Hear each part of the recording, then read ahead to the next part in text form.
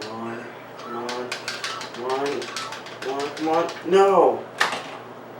What? No!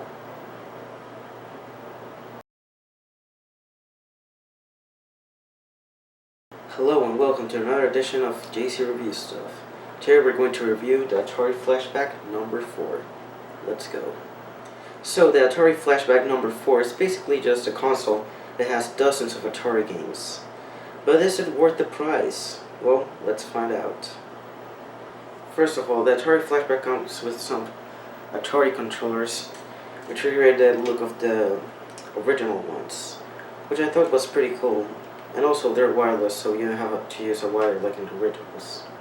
Okay, so here we have the Atari Flashback 4. And here we have the two controllers, like I showed you earlier. Although there's a small difference between the two. So this is the Player 1 controller, which has some extra buttons, which are the select, restart, and start buttons. And the second controller doesn't have any of that. But anyways, here we have the console, which I thought was really well designed. It looks almost exactly like the original Atari console. Although the only difference is that, this isn't actually made out of wood, and the original doesn't have, the thing for the wireless controllers. But either way, it still looks pretty good. It also has the power button, the restart button, and these buttons, I actually don't know why they're here, to be honest. But, whatever. Okay, but now that we are done talking about the console, how it looks, let's talk about the actual quality of the games. The Atari Flashback 4 has tons of great games. It also has some bad games, to not say anything worse. But let's see if the good can outweigh the bad. Okay then, so let's start with 3D Tic-Tac-Toe. Now, I never understood really how to play this game, and I really don't get the appeal, but it's alright, I guess, if you're into that kind of stuff. But overall, it's pretty meh. Okay, let's go to Adventure. Now, this is a classic.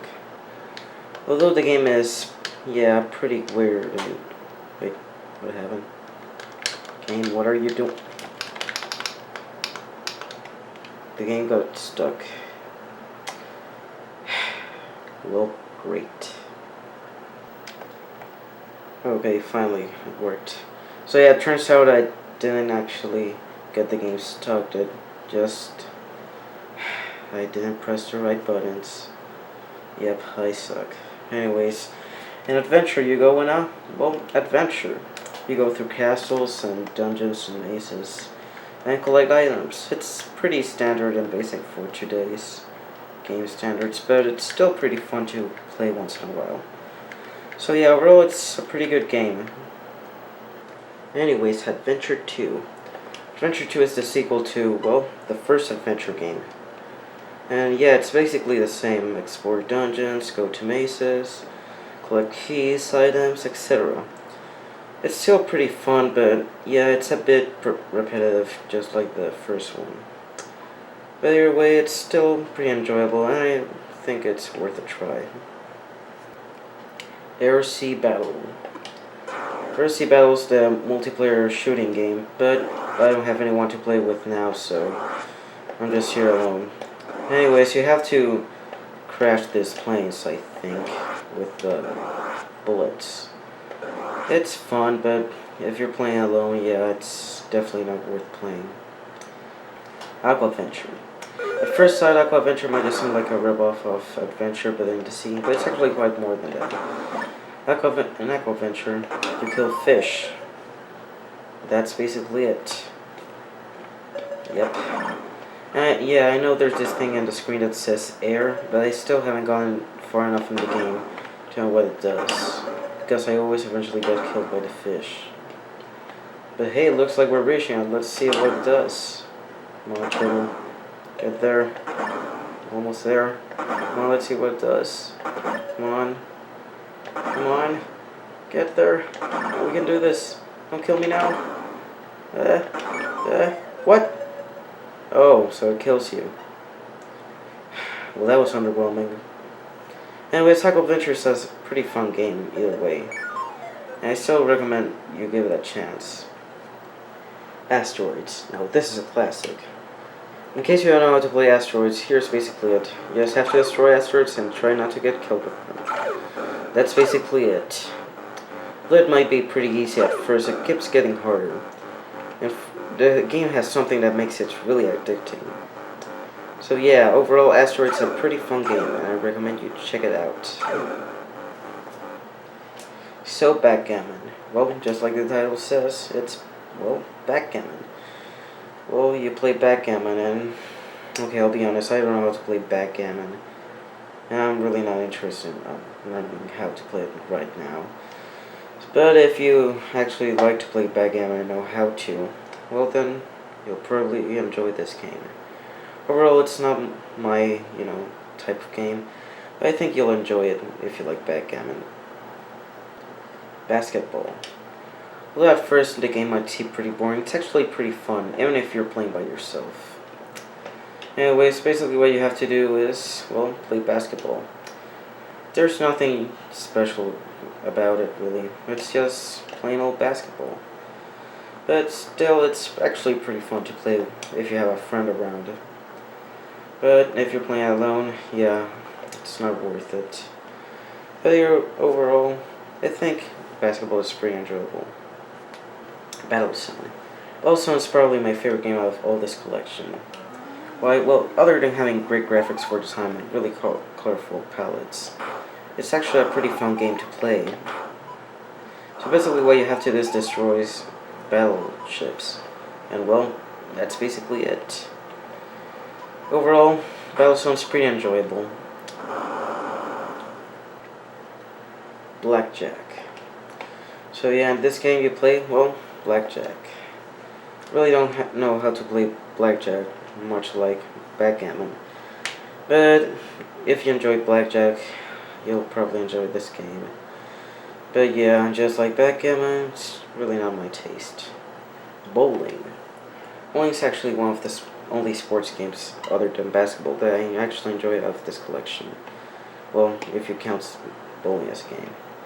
Anyways, in bowling, well, you bowl. It's actually a pretty fun game. Although it doesn't include that much strategy, it's still a fun time waster. Breakout. Another classic from this collection. Breakout is the game where you have to bounce a ball and destroy the blocks. That's basically it. It's simple, yet pretty fun to play. Overall, I recommend you play it. It's pretty good. Cannonball. So yeah, basically Cannonball is actually a multiplayer game, but it's also pretty fun to play alone. So basically what you have to do is throw this little guy to that thing over there. That's basically it. This number here indicates how low or high the cannonball is going. This indicates the coordinations. Basically, it depends on how low or how high you go. Is how high or how low the guy goes. So yeah, it's pretty simple, but it's also pretty enjoyable. So go give it a try. Cannonball. Cannonball is a multiplayer shooting game. But unlike Cannonball, it's not as fun to play alone as it is with a friend. So yeah, overall, with a friend, I think it will be okay. But alone, it's nothing that special. Centipede. Yeah, another classic from this collection. Sympathy is a shooting game. Much like Space Invaders, you have to shoot the enemy on top of the screen, and, well, that's basically it. Get points. Although the gameplay might be pretty simple, the game's still pretty enjoyable to this date, though difficult at times. So yeah, I definitely recommend you check this one out. It's probably one of the best games of this collection, next to games like Babson. Champ Sucker. Though I'm really not a big fan of sports games. When they're done right, they're done right. But this game, yeah, it's not that good. Maybe saying that because it's multiplayer, but even if the game's supposed to be multiplayer, it still had to have some decent qualities if you're playing it alone, much like games like Cannonball. But this game, yeah, it's just pretty boring. Overall, I really don't recommend it, even if you're playing it with a friend. Circus Atari. Much like Cannonball, Circus Atari is actually pretty fun to play alone, although it is technically a multiplayer game. So basically, this guy has to bomb himself out of this guy's platform and break the blocks. It's simple, yet fun, much like the other games in this list. So yeah, pretty decent game. I recommend you check it out. Combat. Unlike games like Cannonball or Atari Circus, this game's not that fun to play alone at all. So yeah, I only recommend it if you're playing it with a friend or family. So yeah, I don't recommend it at all. Go play something else. Combat 2. Combat 2 is basically like the original Combat, but a bit more complicated. So yeah, basically what you have to do is shoot your opponent. And it takes forever. Almost there. Getting closer. Move it already. Finally. So yeah, this game's not that fun. It's actually worse than the original. So yeah, Combat 2. Don't recommend it at all, even if you're playing with a friend. Crystal Castles. Crystal Castle is based off of the classic arcade game. It's basically just like it. You play as a bear and collect crystals. That's basically it. Yeah, this game's pretty weird, but overall it's an actually pretty fun game. Basically, you just have to collect all the crystals and then level up to the next level. So yeah, Crystal Castle is a pretty good game, but yeah, I suck at it. Dance to Dims. Dance to Dims is a basic shooter, and by basic I mean it's not that special at all. It's just a Space Invaders clone. Really doesn't have anything that special, and it's pretty slow at times. Just not interesting. So overall, I really don't recommend it. Desert Falcon.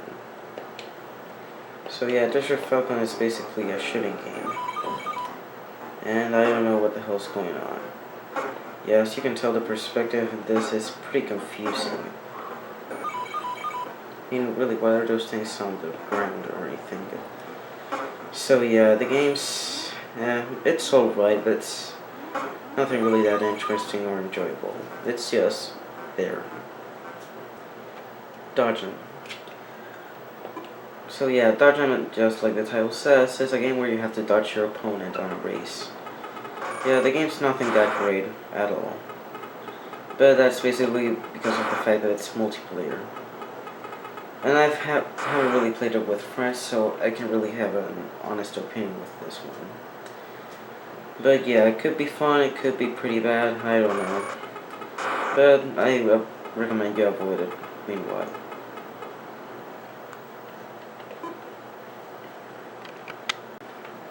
Double Dunk. Yet another sports game in this list, and another basketball game in this list. Duncan is a multiplayer game, and I cannot play it on single mode, so yeah, I'm pretty much stuck here. So I can really have an honest opinion about this one either, much like everyone I was playing earlier, so yeah. Could be good, could be bad, I don't know, so go ahead and try it out if you want to.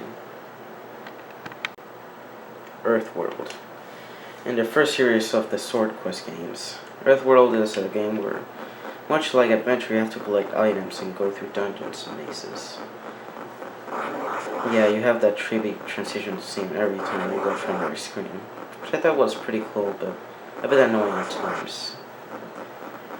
But yeah, I basically don't know what to do with this one. Overall, it's decent, but nothing special. Fatal Run. Fatal Run is an actually pretty fun game. Although at first sight it must just seem like a standard racing game, well, to be honest, it actually is. But nonetheless, it's actually pretty fun. At first sight it actually resembles Rap Racer, but unlike that game, it's actually pretty fun and addicting. So yeah, you basically just race and avoid obstacles, and that is it. Simple but fun. Fireworld. Fireworld is a sequel to the original Earthworld. And yeah, it's pretty confusing. I mean, Jesus, how can somebody see on the screen? I mean, really, what's happening? Anyways, you play as this black guy and just go running around. That's basically it, and I have no idea what I'm doing. Well, this game might actually be good, but I just suck at it, so yeah, my opinion on this one doesn't really matter. Next game.